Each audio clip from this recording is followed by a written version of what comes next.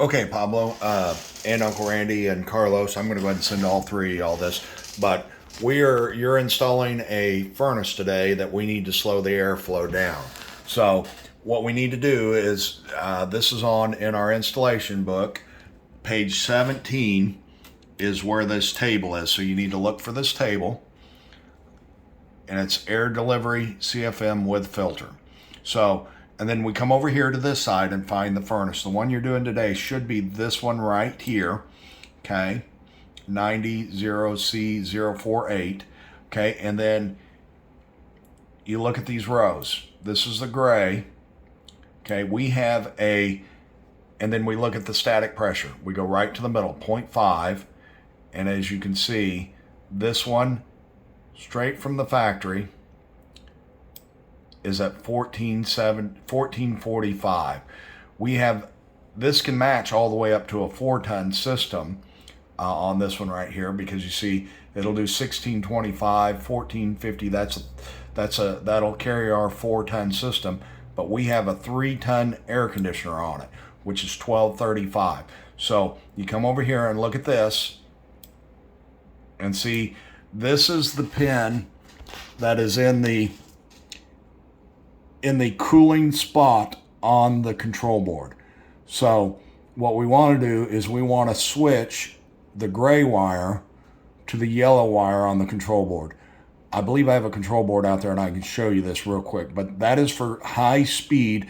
We don't need to adjust the furnace side. The furnace speed is going to be fine, but let's go look at a similar control board, if not the exact same one. So that gray wire is plugged in on the control board. This is the same board, but a little bit different design.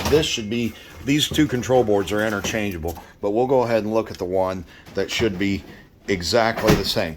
These are 20-volt, 4-volt wires over here.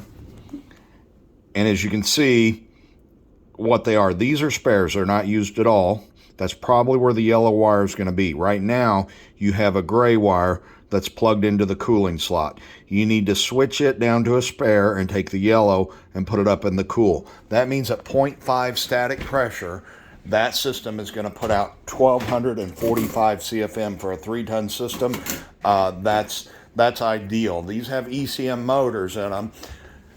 And I'll send you a video on airflow at some point in time, but basically the faster the motor spins a lot of times, and the more CFM, it raises the static. So if you look on this chart here, if we were to hit not 0.5, but if we were to hit 0.1 CFM, static pressure, that means that thing's spinning too fast.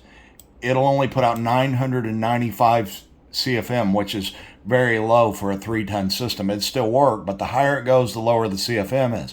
So if we slow the motor down and the static drops by 0.5 inches of water column on that furnace, which is right here again, and we slow it down and it drops the static pressure, you actually get more airflow out of it than you would if the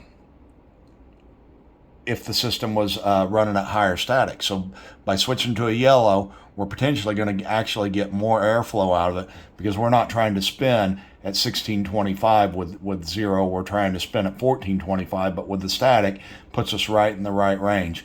If you go here, you're going to get way too much static, and the CFM is going to drop more. So actually, by slowing the motor down, in a lot of cases, we get more airflow by slowing it down. So we're going to go to yellow. Now, if you notice on this one, the orange could be changed out too, and the orange would work just fine also. But we want to actually go to the yellow, which is just a hair bit slower, because we want to try and keep that static as low as possible, but still spin fast enough to get the correct CFM.